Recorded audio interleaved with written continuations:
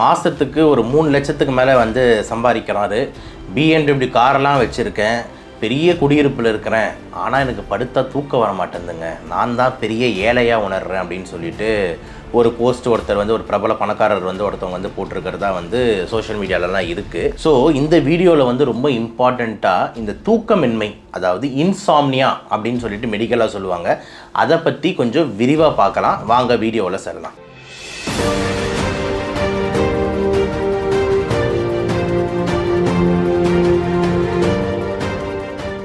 இது ஒரு ரொம்ப காமனான டாப்பிக்காக இருக்குது. பல பேருக்கு இருக்கிற பிரச்சனையாக இப்போ இருக்கிற லைஃப் ஸ்டைலில் வந்து இருக்குன்றது தான் யதார்த்தமாக நம்ம எல்லாரும் உணரணும். மெடிக்கலாக அது பேர் இன்சாம்னியான்னு சொல்லுவாங்க. அதாவது பார்த்தீங்கன்னா வந்து தூக்கம் வந்து எனக்கு வரமாட்டேங்குது, தூக்கம் கம்மியாக வருது, தூக்கம் வரல அப்படின்னு என்ன வேணால் பேரில் சொல்லிக்கலாம். இப்போ இவரெல்லாம் பாருங்கள், நம்மளாம் ஏழையாக இருக்கவங்க என்ன நினைப்போம், ஒரு பணக்காரன், நினச்சா காசு, நல்ல காரு, பெரிய வீடு, ஜாலியாக இருப்பான்ல அப்படின்னு. ஆனால் அவர் என்ன சொல்கிறாரு, ஐயோ நான் தாங்க ஏழை, எனக்கு தூக்கமே வரமாட்டேங்குதுங்கன்றாரு. ஸோ எவ்வளோ ஒரு கான்ட்ராண்டிகேஷன் அந்த லைஃப்பில் இருக்குது பாருங்கள். ஸோ காசு மட்டும் எல்லாத்தையும் தீர்மானிக்காதுன்றது தான் வந்து இதில் நம்ம புரிஞ்சுக்கணும். இப்போ நம்ம இடத்துல வந்து இந்த டாபிக் உள்ள வருவோம். இன்சாம்னியா முதல்ல அப்படின்னா என்ன அப்படின்னா, நம்ம போய் பெட்ரூம் படுக்கிறோம். படுத்ததுக்கப்புறம் வந்து பார்த்தோம்னா வந்துட்டு எனக்கு வந்து தூக்கம் வந்து வரமாட்டேங்குது, இல்லை தூக்கம் வர்றது ரொம்ப லேட் ஆகிட்டே இருக்குது, அந்த தூக்கன்ற ஃபேஸே ஆரம்பிக்க மாட்டேங்குது, இந்த மாதிரி எப்படி வேணால் சொல்லலாம். இது ப்ளஸ் நைட்டு தூங்கி நம்ம எழுந்தோம்ல, கொஞ்சம் தூங்க வர்றது கஷ்டமாக இருக்குது, அது ஓகே. ப்ளஸ் எழுந்துக்கும் போதும் எனக்கு ரொம்ப டயர்டாக இருக்குது, என்னோட வேலைகளை என்னால் சரியாக செய்ய முடியல, கான்சென்ட்ரேட் பண்ண முடியல, காலையில் டைமில் உட்காந்து கொஞ்சம் தூங்கிக்கிட்டு இருக்கேன், காலையில் டைமில் கொஞ்சம் தூக்கமாக தள்ளுது, நைட் ஆனால் இனிஷியேட் பண்ண கஷ்டமாக இருக்குது. இந்த மாதிரி ஒரு காம்ப்ளெக்ஸ் சுச்சுவேஷன் தான் இந்த இன்சாம்னியா. ஸோ இந்த இன்சாம்னியான்ற தூக்கமின்மை அப்படின்றது வந்துட்டு கொஞ்சம் காம்ப்ளெக்ஸாக தூக்கம் வராமல் இருக்குது. இதோட டைப்ஸ் என்ன அப்படின்னு எடுத்துக்கிட்டோம்னா, பேஸ்ட் ஆன் தி டியூரேஷன், அதாவது நம்மளோட டைமிங்கை பேஸ் பண்ணி 2 விஷயமா பிரிக்கலாம். அது பேர் தான் அக்யூட் இன்சாம்னியா அண்ட் கிரானிக் இன்சாம்னியா. அப்படின்னா என்னன்னா வந்து, இப்போ ஒரு 3 மாசத்துக்குள்ள தான் வந்துட்டு எனக்கு இந்த பிரச்சனைகள்லாம் வந்துகிட்டு இருக்கு. அதுக்கு முன்னாடி நான் நல்லா தான் தூங்கிக்கிட்டு இருந்தேன், இப்போதான் ஒரு 10 நாளா, இப்போதான் ஒரு 1 மாசமா தான் இருக்கு, ரொம்ப நாளெல்லாம் இல்லை சார் அப்படின்னா, அப்போ இதெல்லாம் வந்துட்டு இப்போ ஆரம்பிச்ச ஒரு தூக்கமின்மை அப்படின்ற மாதிரி பிரிக்கிறோம். சார் 3 மாசத்துக்கு மேலே எனக்கு இதே கதை தான்,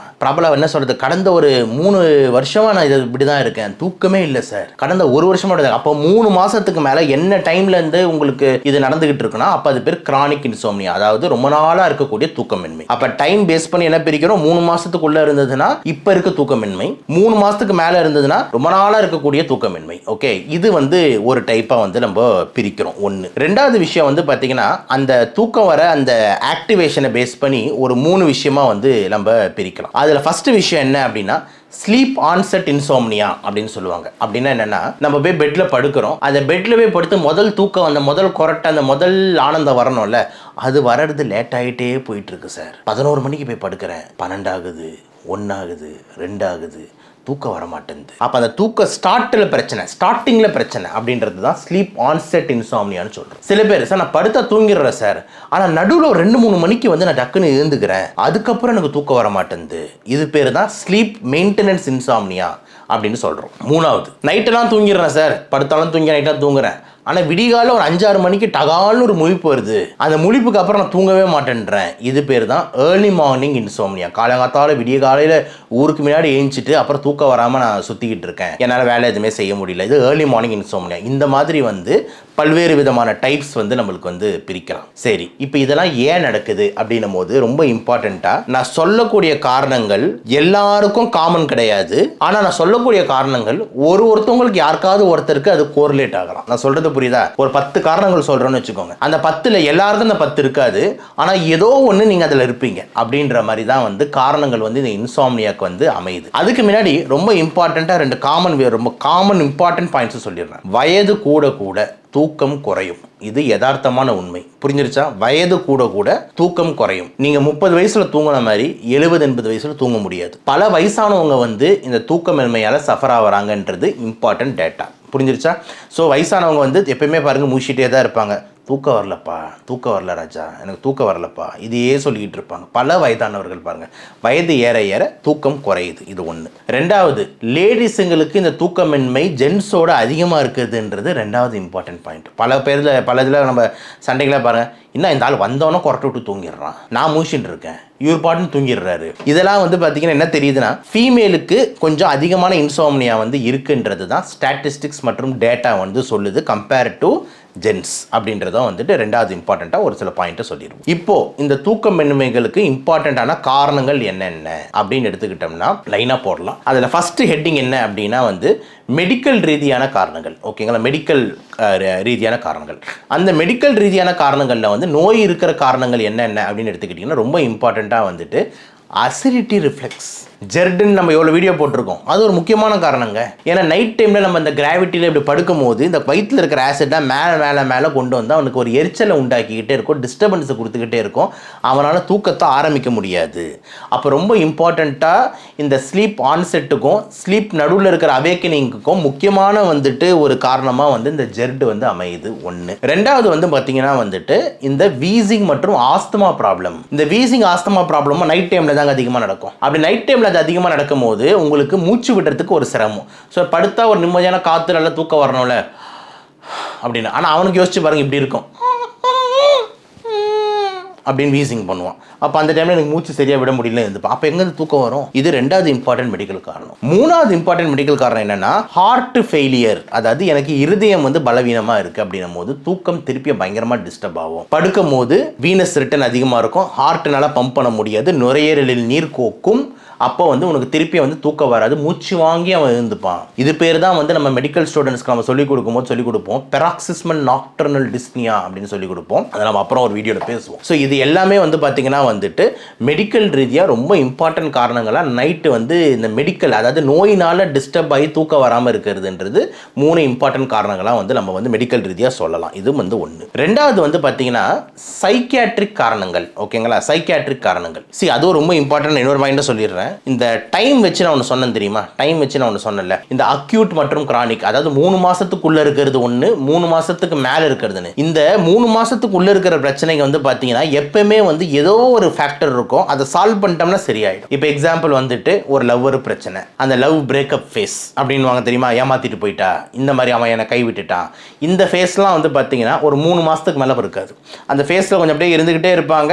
அந்த ஸ்ட்ரெஸ்ஸாக எடுத்தோன்னே சரியாயிடும். என் லவ்வர் என்கிட்ட பேசவே இல்லைன்னு தூங்கமாக இருப்பான், அந்த லவ்வர் பேசினோடனே அந்த தூக்கம் வர ஆரம்பிச்சிடும். பிரேக்கப் ஆகலை ஆயிடுச்சு அப்படின்ற மாதிரி எதிர இருப்பான், திருப்பி வேற ஏதோ ஒரு ரீப்ளேஸ்மெண்ட் வந்த உடனே நார்மல் ஆகிடும். அப்போ இந்த மாதிரி அந்த ஸ்மால் வித்தின் 3 months இதெல்லாம் வந்து பார்த்தீங்கன்னா அந்த தூக்கம் வரலன்றதெல்லாம் ஏதோ ஒரு ஸ்ட்ரெஸ் சார், எங்கள் அம்மா இறந்துட்டாங்க சார், எங்கள் அப்பா இறந்துட்டாங்க சார், என் தங்கச்சிக்கு இந்த மாதிரி ஆயிடுச்சு சார், இந்த மாதிரி குடும்ப பிரச்சனை, இதெல்லாம் வந்து ஸ்மால். அந்த பிரச்சனையை சரி செஞ்சோம்னாலே அந்த அக்யூட் இன்சோம்னியா சரியாயிடுது. ஆனால் இப்போ நம்ம பேசிட்டு இருந்தால காரணங்கள் இதெல்லாம் வந்து கிரானிக்கு முக்கியமான காரணங்கள். அதாவது 3 மாதங்களுக்கு மேலேயும் எனக்கு தூக்கத்தில் பிரச்சனை இருக்குன்னும் போது தான் நான் இப்போ பேசுகிற விஷயங்கள்லாம் ரொம்ப இம்பார்ட்டண்ட்டாக அடிப்படுது.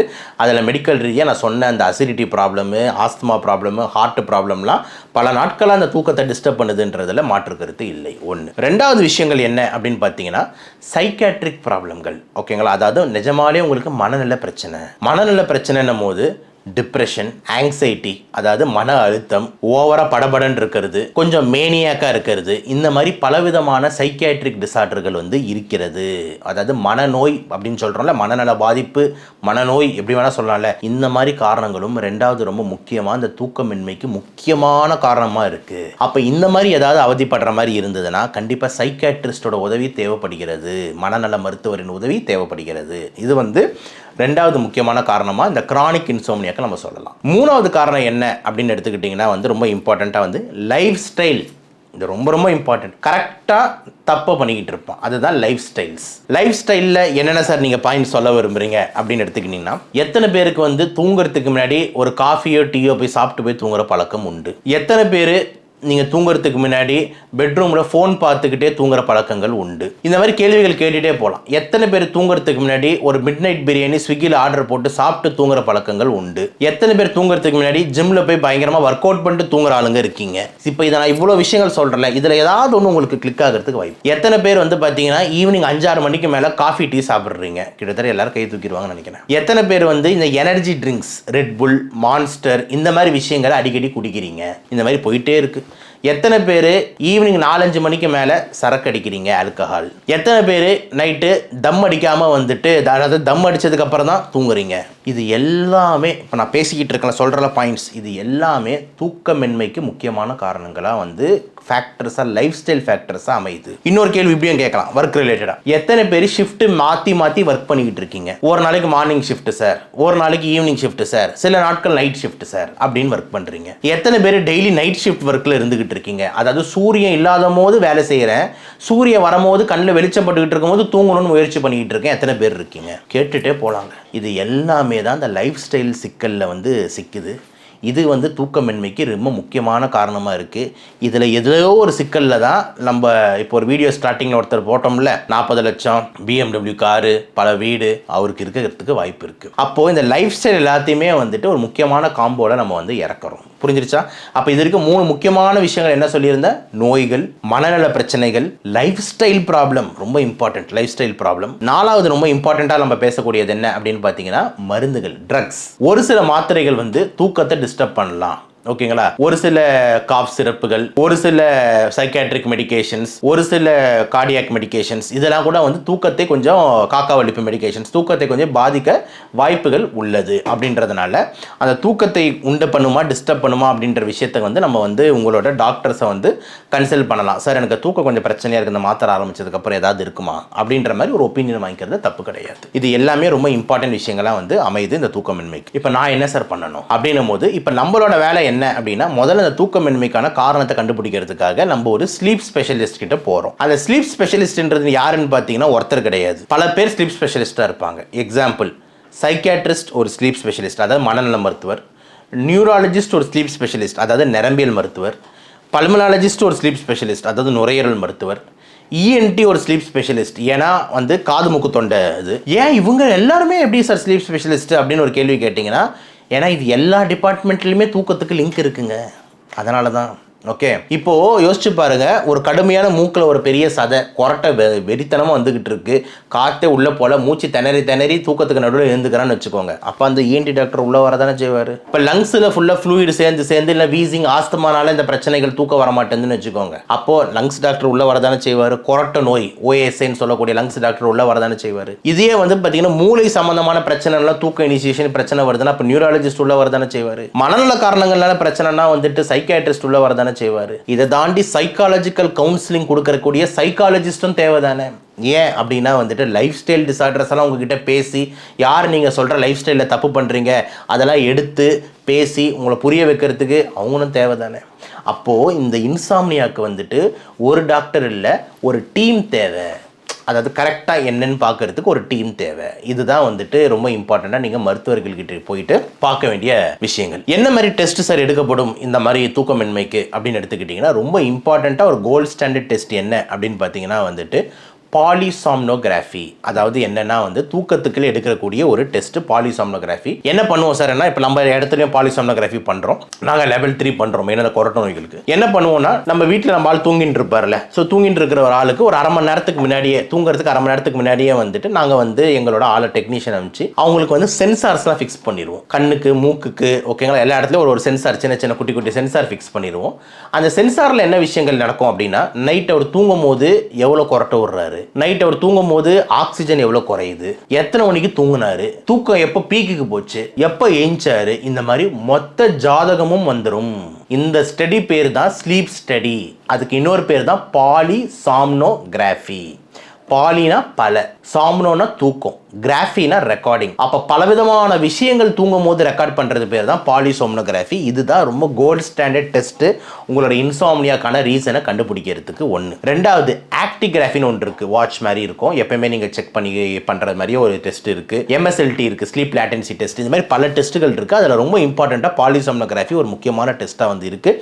கண்டிப்பாக ரெக்கக்னைஸ்டு நல்ல இன்ஸ்டியூட்டில் போய் இதை எடுத்தீங்கன்னா தான் உங்களுக்கு ஒரு ஐடியா வந்து கிடைக்கும்ன்றது டெஸ்ட்டுகள் மூலிமா. சரி சார், ட்ரீட்மெண்ட் என்ன, இப்போ எனக்கு தூக்கமின்மையாக இருக்குது, ட்ரீட்மெண்ட் என்ன அப்படின்னு எடுத்தீங்கன்னா, ரொம்ப இம்பார்ட்டண்ட்டாக தூக்க மாத்திரையை நம்பாதீர்கள். இதுதான் ரொம்ப இம்பார்ட்டன்ட் விஷயம். புரியுதா நான் சொல்கிறது? தூக்க மாத்திரையை நம்பாதீர்கள். எல்லோரும் என்ன வராங்கன்னா, இங்கே வந்துட்டு சார் எனக்கு தூக்கம் வர மாட்டேங்குது, தூக்க மாத்திரை ஒரு கொடுங்களேன் ஒரு மாதத்துக்கு அப்படின்ட்டு தூக்க மாத்திரையை டெய்லி நம்பி தூக்க மாத்திரை போட்டால் தூங்குறேன் அப்படின்ற மாதிரி இருக்காங்க. இது தேவையில்லாமல் வந்து உங்களுக்கு ஒரு விதமான வந்து மனசில் ஒரு சோர்வை கொடுக்கும், ஏதோ ஒரு விஷயத்துக்கு மேலே அடிக்ஷனை கொண்டு வரும். கரெக்டாக? அப்போ தூக்க மாத்திரைகள் டாக்டர்களே தேவை இந்த கேஸுக்கு ப்ரிஸ்கிரைப் பண்ணாங்க. நீங்கள் போய் தூக்க மாத்திரைக்கு ஒரு பழக்கத்தை உண்டு பண்ணாதீர்கள். இதுதான் ரொம்ப இம்பார்ட்டண்ட்டாக நான் மக்களுக்கு வைக்கக்கூடிய ஒரு கோரிக்கை. அப்போ இந்த தூக்கமின்மைக்கு நம்ம என்ன சார் மெயினாக பண்ணணும் அப்படின்ற மாதிரி எடுத்திங்கன்னா ஒரு 2-3 விஷயம். அதில் ரொம்ப ஃபஸ்ட்டு இம்பார்ட்டன்ட் விஷயம் என்னென்னா ஸ்லீப் ஹைஜீனை கொண்டு வார்கள். அதாவது தூக்கத்தில் ஒரு ஒழுக்கத்தை கொண்டு வார்கள். தூக்கத்தில் ஒழுக்கம் என்ன சார் அப்படின்னா எடுத்துக்கிட்டிங்கன்னா ஒரு 5-10 டிப்ஸ் உங்களுக்காக தூக்கத்தில் ஒழுக்கத்துக்காக என்ன பண்ணலாம் அப்படின்னு. நைட்டு வந்து பார்த்தீங்கன்னா தயவு செஞ்சு யாரும் 5-6 மணிக்கு மேலே ஒரு 3-4 விஷயத்த சாப்பிட மாட்டேன். அதில் ஃபஸ்ட்டு ரொம்ப இம்பார்ட்டன்ட், டீ மற்றும் காஃபி 5-6 மணிக்கு மேலே நான் குடிக்க மாட்டேன். 5-6 மணிக்கு மேலே மது அருந்த மாட்டேன். No alcohol after 5 or 6. Sir alcohol night தானே அப்படின்னு நீங்கள் சொல்கிறது புரியுது, பட் ஆனால் தூக்கத்தை கெடுக்கிறது. 2. 3வது, இந்த தூங்குறதுக்கு முன்னாடி ஸ்மோக்கிங்கை விட்டுருவேன். 3. 4வது, தூங்குறதுக்கு ஜஸ்ட்டுக்கு முன்னாடி ஒரு ஃபுல் மீல்ஸோ பிரியாணியோ சாப்பிட்டு உடனே படுக்க மாட்டேன். இது எல்லாமே நீங்கள் வந்து ஃபுட்டு ரிலேட்டடாக, சப்ஸ்டன்ஸ் அப்யூஸ் ரிலேட்டடாக வந்துட்டு நீங்கள் வந்து தயவு செஞ்சு விடக்கூடிய ஒரு முக்கியமான விஷயங்கள் இதில் ஏதாவது இருந்தீங்கன்னான்றது important. So coffee tea, no smoking, no alcohol, no drugs, எல்லாமே வந்து தூங்குறதுக்கு முன்னாடி எதுவுமே பண்ணக்கூடாதுன்றது இம்பார்ட்டண்ட். நெக்ஸ்ட் என்ன பண்ணலாம் சார்? நீங்கள் போகக்கூடிய ரூமில் உங்கள் செல்ஃபோனை எடுத்துகிட்டு போகாதீர்கள். செல்ஃபோனை வெளியவே வைத்து சார்ஜில் போட்டுட்டு சைலண்டில் போட்டுட்டு அவர் சுவிட்ச் ஆஃப் செஞ்சுட்டு உங்கள் ரூமுக்குள் செல்லவும். ஸோ நீங்கள் ரூமுக்குள்ளே போகும்போது எதுவுமே இருக்கக்கூடாது, ஃபோனில் வெளியே இருக்கும். அந்த பெட்ரூம் என்ற அறை வெறும் தூங்குறதுக்கு மட்டும்தான், மற்றும் வைஃப் யாராவது இருந்தாங்கன்னா ஒரு சில விஷயங்களுக்கு மட்டும் தானே தவிர வேற எதுவுமே இந்த பெட்ரூமில் இருக்கக்கூடாது. அதாவது பெட்ரூம்ல பயங்கரமா ஸ்பீக்கர் செட்லாம் போட்டுட்டு 7.1 digital surround DTS Dolby Atmos அப்படின்றது இதெல்லாம் எதுவுமே இருக்கக்கூடாது. டிவி இருக்கக்கூடாது, கலர்ஃபுல் லைட்ஸ் இருக்கக்கூடாது. முடிஞ்ச அளவுக்கு வந்து பெட்ரூமில் தூங்கும் போது லைட்கள் முடிஞ்ச அளவுக்கு டிம் செய்யப்படுகணும். அதாவது லைட்டே இருக்கணும், இல்லைன்னா ரொம்ப சந்தோஷம், அப்படி இருந்தாலும் ரொம்ப மென்மையாக லைட்டாக இருக்கணும். எந்த விதமான சவுண்ட் டிஸ்டர்பன்ஸ், கொசு எதுவுமே இருக்கக்கூடாது. ஓகேவா? ஸோ அப்படிப்பட்ட ஒரு சுச்சுவேஷனில் தான் நம்மளுக்கு தூக்கம் இனிஷியேட் ஆகும். ஏன்னா தூக்கம் இனிஷியேட் பண்ணுறதுக்கு கடவுளாக படைச்ச ஒரு ஹார்மோன் தான் யார்? மெலட்டோனின். அந்த மெலட்டோனின் வெளியே வரணும்னா அவன் என்னென்னலாம் கண்டிஷன் வைக்கிறான்னு பாருங்கள். மெலட்டோனின், நான் தான் உங்களுக்கு தூக்கத்தை கொடுக்குறேன், நான் வெளியே வரணும்னா நீங்கள் ஒரு சில கண்டிஷனை ஃபாலோ பண்ணணும். என்ன அப்படின்னா, லைட்டு கொடுத்தீங்கன்னா, லைட் வெளிச்சம் வந்ததுன்னா நான் உள்ளே போயிடுவேன், சூரியன் நினச்சிப்பேன். 1. ஒளி வந்ததுன்னா நான் உள்ளே போயிடுவேன், ஐயோ ஏதோ ஒரு வேலை நடந்துகிட்டு இருக்குன்னு நான் திருப்பி வெளியே வர மாட்டேன். காஃபி டீ கொடுத்தீங்கன்னா ஐயோ ஏதோ ஸ்டிமுலேஷனுக்காக குடிக்கிறாரு, நான் திருப்பி வெளியே வர மாட்டேன்ட்டு அவன் பல கண்டிஷன் வச்சிருக்கான் வெளியே வர்றதுக்கு. யாரு? மெலட்டோனின். அப்போ மூளையில் இருக்கிற பீனியல் கிளாண்ட்லேருந்து மெலட்டோனினை வெளியே வர வைக்கணும்னா நம்ம அவனை வர வைக்கிற வாராஜான்னு வர வைக்கிறதுக்கு இது எதுவுமே பண்ணக்கூடாது. என்னென்னலாம் பண்ணக்கூடாது? நம்ம வந்து லைட்டை போடக்கூடாது, சவுண்ட் அடிக்கக்கூடாது. அப்படிலாம் இருக்கும்போது செல்ஃபோனை வச்சு நீங்கள் ஆன்னு பார்த்துக்கிட்டு இருந்தீங்கன்னா எங்கெங்க வெளியே வருவான்? அப்போ இந்த ஸ்லீப் ஹைஜின் அப்படின்றது ரொம்ப இம்பார்ட்டன்ட். அப்போ உங்கள் பெட்ரூம் ஹைஜினில் இந்த எல்லா விஷயங்களையும் கடைபிடிக்கப்படுகிறோம். கொசுனால ஒரு டிஸ்டர்பன்ஸ் இருக்கக்கூடாது, வேர்த்து போகக்கூடாது. அதனால் ஒரு ஏசி ஒரு மைல்ட் டெம்பரேச்சரில் வைங்க. ஃபேன்ஸ் இருந்தால் நல்லா ஃபேன்ஸ் வச்சு நல்லா ஃபேஸில் நல்லா ஏர் சர்க்குலேஷன் நல்லா இருக்க மாதிரி பாருங்கள். இது எல்லாமே உங்கள் சைட்லேருந்து நீங்கள் ஸ்ட்ரிக்டாக வந்துட்டு ஃபாலோ பண்ணணும். இதெல்லாம் தான் நான் சொல்கிறேன் பர்சனல் ஹைஜீன் மெஷர்ஸ்ன்னு சொல்லிட்டு. இந்த ஹைஜீன் மெஷர்ஸை கடைப்பிடிக்கணும். அதே மாதிரி உங்கள் ஸ்லீப் சைக்கிள், அது பேர் தான் வந்துட்டு இந்த சிபிடின்னு சொல்லுவோம், காக்னிட்டிவ் பிஹேவியரல் தெரப்பி. உங்கள் ஸ்லீப் சைக்கிளே ரெகுலர் படுத்தணும். டெய்லி 11 மணிக்குனா 11 மணிக்கு தூங்குறது, டெய்லி 10:30 மணினா 10:30 மணிக்கு தூங்குறது, அப்படின்ற மாதிரி சைக்கிள்ஸை கரெக்டாக வைங்க. Any time I will go and sleep அப்படின்னு இந்த டைமில் நான் போய் படுத்து தூங்குவேன். இதுக்கு நடுவில் வந்து பார்த்தீங்கன்னா எனக்கு தூக்கம் வராமல் சும்மா நான் நேப் பண்ணுறேன், சும்மா படுத்துக்கிறேன்னு படுக்காதீங்க. டெய்லி ஒரு 11 மணிக்கு தூங்குறேன்னா அந்த 10:30, 11 தான் என்னோட ஸ்லீப் டைம். நான் அப்போ போய் படுப்பேன். இதுக்கு நடுவு டைமில் சும்மா எல்லாரும் தூங்குறாங்கன்னு நானே போய் தூங்குறேன்ற மாதிரி நீங்களே உங்கள் பாடியை கெடுத்துக்காதீங்க. எப்போ தூக்கம் வருதோ அப்போ மட்டும் தூங்குங்க காலையில் டைமில். நைட் டைமை எப்போயும் 11க்கு ரெகுலர் பண்ணிக்கோங்க.